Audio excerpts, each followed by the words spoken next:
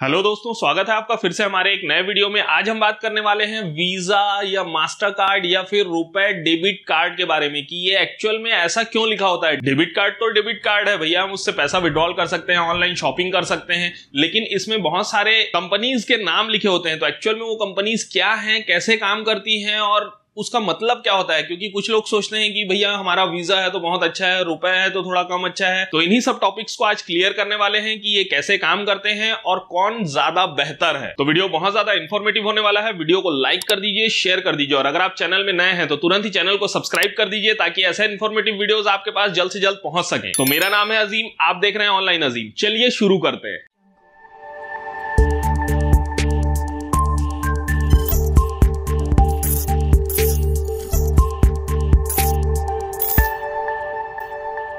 तो आप सभी ने एटीएम कार्ड्स में नोटिस तो किया ही होगा कि उसमें लिखा हुआ होता है किसी में मास्टर कार्ड, किसी में वीजा, किसी में रुपए।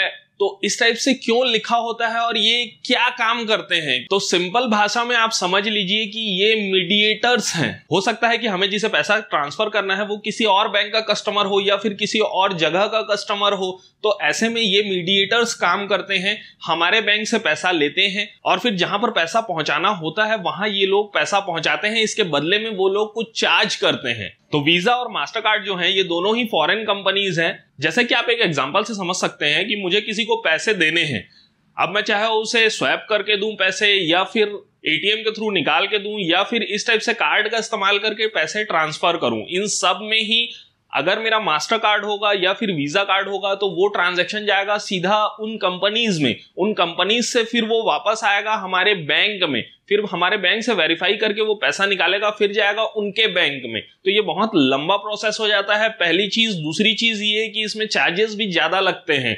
भाई रुपए जो है वो इंडिया की गवर्नमेंट कंपनी है तो उसके चार्जेस भी कम होते हैं, साथ ही साथ जो भी पैसा होता है वो बाहर नहीं जा रहा होता, वो इंडिया के इंडिया ही काम हो रहा होता है, तो ये सस्ता होता है। वहीं बात करूं अगर मास्टर कार्ड और वीजा कार्ड की तो वो भी बेहतर है, फास्ट काम वो भी करते हैं, लेकिन उनके चार्जेस ज्यादा हैं। जैसा कि इंडिया में जन धन योजना चालू हुआ था तो उस टाइम पे सभी को रुपए कार्ड दिए जा रहे थे। अभी रुपए को ही बहुत ज्यादा प्रमोट किया जा रहा है इंडियन गवर्नमेंट की तरफ से। एक इंडियन कंपनी है NCPI, national payment corporation of India, यही इस रुपए कार्ड को लॉन्च करी थी और इसे कंट्रोल करती है। तो जाहिर सी बात है कि इंडियन कंपनी है तो आपको चार्जेस भी बैंक में कम देने होंगे। अपने एटीएम कार्ड के लिए सालाना चार्जेस तो लगते ही हैं, वहीं आप मास्टर कार्ड या वीजा कार्ड के पास जाएंगे तो आपको चार्जेस भी ज्यादा देने होंगे। वहीं मैं बात करूं अगर इंटरनेशनल यूज की, अगर आपको सिर्फ इंडिया में यूज करना है तो भैया आपके लिए रुपए से अच्छा कुछ नहीं है। चार्जेस भी कम है, इंडियन कंपनी है और साथ ही साथ आपका काम भी जल्दी होगा। लेकिन वही बात करूं आपको अगर इंटरनेशनल में अगर आपको पैसा भेजना है, अगर इंडिया से बाहर आपको पैसे भेजने हैं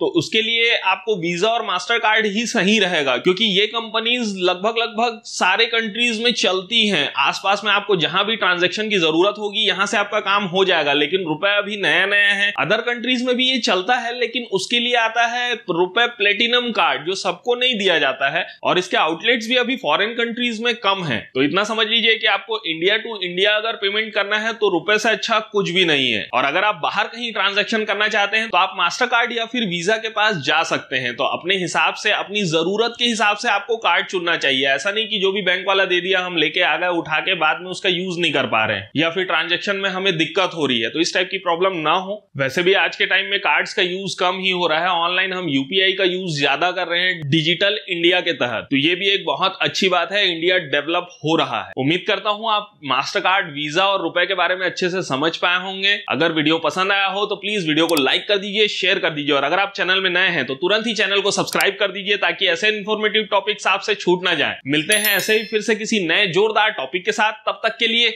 जय हिंद।